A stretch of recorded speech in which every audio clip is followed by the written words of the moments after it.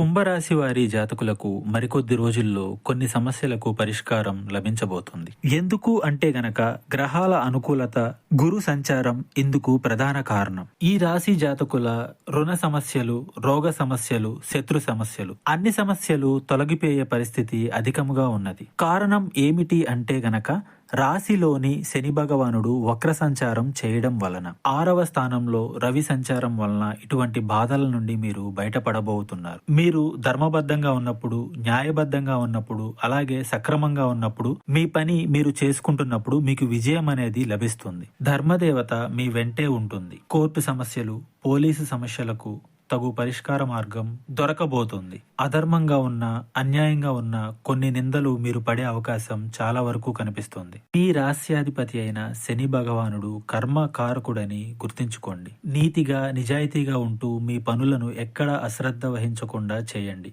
అంతా మంచే జరుగుతుంది. ఇంకా ఇతరత్రా ఎటువంటి సందేహాలు, సమస్యలున్నా గురువు గారిని సంప్రదించండి.